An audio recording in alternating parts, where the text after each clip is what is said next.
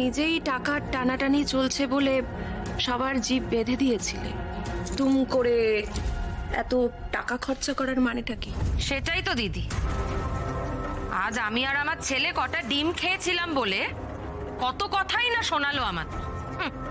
আর দেখো এখন নিজে এক গাদা বাজার করে নিয়ে চলে এসছে। আরে আশ্চর্য ব্যাপার, ও তো ভালো কাজই করেছে, এটার জন্য তোমরা আশিকে কথা শোনাবে? ছেড়ে দে মেজো, কিছু বলতে হবে না। ওই মেয়েকে কিছু বলতে গেলে দেখছিস তো কার গায়ে ফোসকা পড়ছে, আমার ছেলের গায়ে পড়ছে। আসলে কি বলতো, এখন তো সবসময় আমাদের খুঁত ধরতে ব্যস্ত আমার বাবলু। আরশির কোনো ভুলই ওর চোখে পড়ে না। কাকিমা, আপনারা রাগ করবেন না, আপনাদের প্রশ্ন করার যথেষ্ট কারণ আছে, আমি বুঝছি। আসলে আজকে একটু বেশি রোজগার হয়েছে। আমি যে ক্যাটারিং এর অফিসে কাজ করি সেখানে একটা বড় অর্ডার ছিল, তাই ভাবলাম আমি সবাইকে ভাবে খাওয়ার কষ্ট দিচ্ছি, তাই আজকে আমি না হয় সবাইকে রেঁধে বেড়ে খাওয়া। অফকোর্স আছে আরশি, আমি তোমাকে ছাড়া কাউকে ভরসা করি না। তাহলে আপনি বিশ্বাস করেন তো, আমি যে কাজটাই করি না কেন সেটাই পরিবারের ভালোর জন্য করি, নিজের জন্য না। এটা আপনি মানেন তো? হ্যাঁ আরশি, এটা আমি মানি। তুমি যা করছো, তুমি যা ভাবছো, সব এই পরিবারের ভালোর জন্যই ভাবছো। তুমি তুমি আমার ভালোর জন্য, আমাদের এই পরিবারের ভালোর জন্য তুমি তুমি নিজের জান লড়িয়ে দেবে, এটা আমি জানি। ব্যাস, তাহলে হয়ে গেল। আপনি যদি আমার উপর ভরসা রাখেন, বিশ্বাস করেন আমাকে, তাহলে কে কি বললো সেটা নিয়ে আমার বিন্দু মাত্র মাথা ব্যথা নেই। আর আমি তো জানি আমি কি করছি। এবার চলুন, আপনি খেতে চলুন।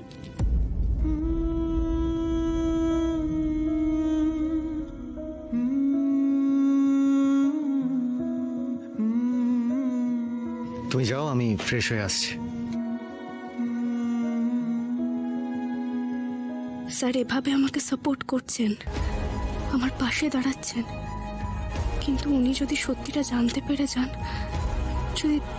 যদি জানতে পেরে যান যে আমি বারে গান করি, তারপরে উনি এভাবে আমার পাশে থাকবেন তো? নাকি বাকিদের মতো উনিও আমাকে ভুল বুঝবেন?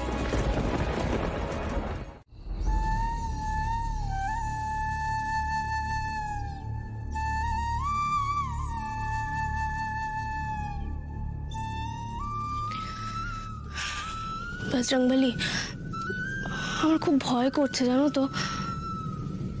আমি বারে গান গেয়ে কোনো ভুল করছি না তো? কিন্তু এটা ছাড়া তো কোনো অপশন ছিল না আমার হাতে।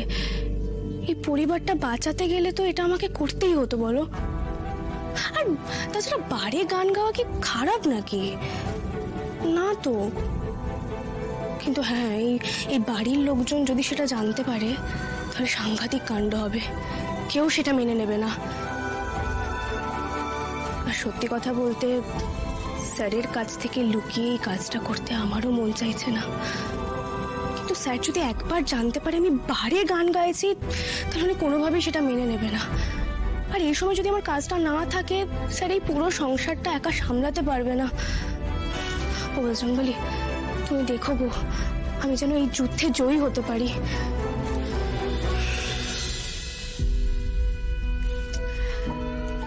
বজরংবলী, আমি ভাবছি কাল একবার রেওয়াজ করব। অনেকদিন হলো রেওয়াজ করা হয়নি।